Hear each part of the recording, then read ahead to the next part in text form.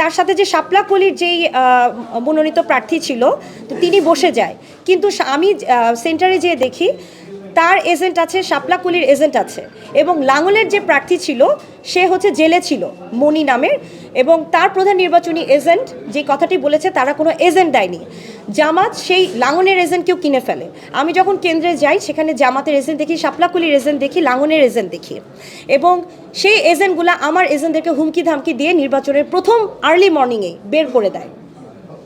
এবং presiding officer নিয়োগের সময় আমাদের শেরপুর জেলার যে ডিসি তরফদার মাহমুদুর রহমান তিনি বেসিক্যালি আমাদের জামাতের প্রার্থীকে অসম্ভব সাপোর্ট দেয় এবং প্রিজাইডিং অফিসার নিয়োগের ক্ষেত্রে জামাতের প্রার্থীর সাথে কথা বলে সিলেকশন করে। যারা জামাতপন্থী প্রিজাইডিং অফিসার ছিল তারা আমার চরে যে 8টা অঞ্চলে আমার ভোট ব্যাংক বেশি সেখানে তারা বসায়, এবং এই প্রিজাইডিং অফিসার পুলিং অফিসার কোনো কিছু তোয়াক্কা না করে, voter number voter list check না করে তারা হচ্ছে নিকাব না খুলে সমানে হচ্ছে ভোট দেওয়ার জন্য ব্যবস্থা করে দেয়। ওদিকে আমার যারা ভোটার ছিল, চরের ভোটার ছিল, তাদেরকে জামাতের যারা কর্মীরা ছিল ভয়ভীতি দেখায়, মার দেয়, সেগুলোর ভিডিও ফুটেজ আমার কাছে আছে, আমি আপনাদেরকে দিব।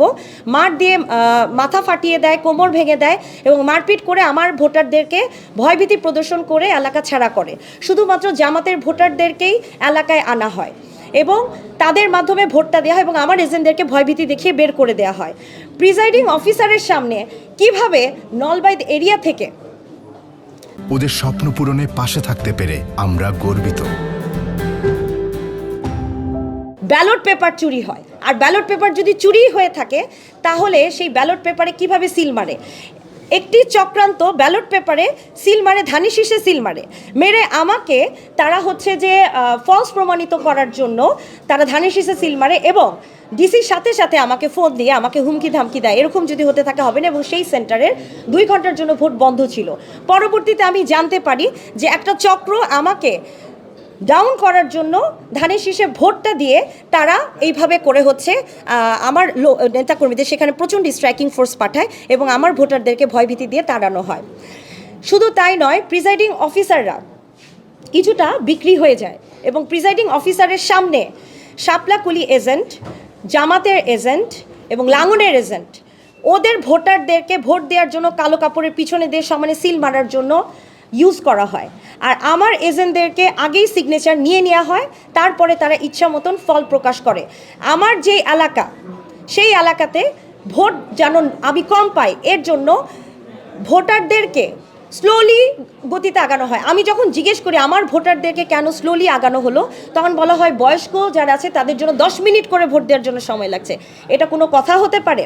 যেখানে সারা বাংলাদেশের মানুষ আমাকে চিনে বিএনপির একজন মনোনীত সর্বকনিষ্ঠ প্রার্থী হিসেবে, এবং ধানের শীষের মনোনীত যতগুলো প্রার্থী আছে, ডাক্তার প্রার্থী আছে, তাদের মধ্যে আমি একমাত্র নারী প্রার্থী এবং সর্বকনিষ্ঠ প্রার্থী। পুরো ময়মনসিংহ ডিভিশনের মধ্যে আমি একমাত্র নারী প্রার্থী, যেখানে আমার প্রচণ্ড শুভাকাঙ্ক্ষী আছে। তারাও আমাকে জিজ্ঞেস করছে এই আসনটা কিভাবে হাতছাড়া হয়ে গেল। এবং শুধু তাই নয়,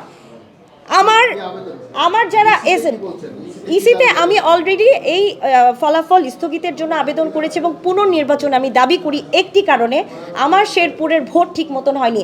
সিসি ক্যামেরা যেহেতু মোবাইল ফোন নিয়ে যাওয়ার কোনো অবস্থা ছিল না, অনেক ভিডিও ধারণ করা সম্ভব ছিল না, কিন্তু সিসি ক্যামেরার রুমের ভিতরে সিসি ক্যামেরা ফুটেজ যদি দেখানো হয়, যদি এটা আমি আপনাদের কাছে এই কারণে এসেছি আজকে সেন্ট্রাল ঢাকায় আমার সংবাদ সম্মেলন করতে হচ্ছে এই কারণে, আমার শেরপুরে ইলেকশন এবং ইলেকশন পরবর্তী সময় আমার যারা এজেন্ট ছিল তাদেরকে হুমকি ধামকি দেওয়া হচ্ছে, তাদের আঙ্গুল কেটে দেওয়ার হুমকি দেওয়া হচ্ছে, যার কারণে তারা আর ভোট দিতে পারেনি, তারা আমার ভোটারদেরকে আনতে পারেনি, তারা প্রতিবাদ করতে পারেনি। এবং পরবর্তীতে নির্বাচনের পরেও আন্দারিয়া একটা এলাকা আছে আমার শেরপুরের, সেই জায়গাটায় জামাতের কর্মীরা আমার নেতা কর্মীদেরকে মারধর করছে যে কেন তারা এজেন্ট হয়েছে, এবং প্রচুর লোককে আহত করা হয়েছে, প্রচুর লোক আমার হসপিটালে ভর্তি আছে, মাথা ফাটিয়ে দেওয়া হচ্ছে, কোমর ভাঙা হয়েছে, বয়স্ক নারীদেরকে মারা হয়েছে, যার কারণে তারা ভোট কেন্দ্র ত্যাগ করেছে এই ইঞ্জিনিয়ারিংয়ের মাধ্যমে, যে তারা আমার ভোট কাউন্ট এবং আমার এজেন্টকে রাখতে দিল না। ইসিতে আমি অলরেডি অ্যাপ্লিকেশন করেছি এবং ইসি পরবর্তী কী ফলাফল নেয় সেটা আমি দেখব, এবং আমি সারা বাংলাদেশের মানুষের কাছে বিচার দিলাম যে আমার শেরপুর সদর 1 আসন, আমি নতুন কোনো প্রার্থী নয়, পুরো বাংলাদেশ আমাকে 2018 সালে চিনে এবং 2018 সালে আমি ডিসি অফিসে লাইভ করে প্রতিবাদ করেছিলাম। এবার আমার পুরো ডিসি থেকে শুরু করে সমস্ত প্রশাসনিক লেভেলে যায়। আমি ডিসিকে সকাল 12টায় যখন আমি ফোন দিই, তিনি আমার ফোন ধরেন না, আমার কল রেকর্ড আছে, ফোন ধরে না, ফোন রিসিভ করলেও কথা বলেন না।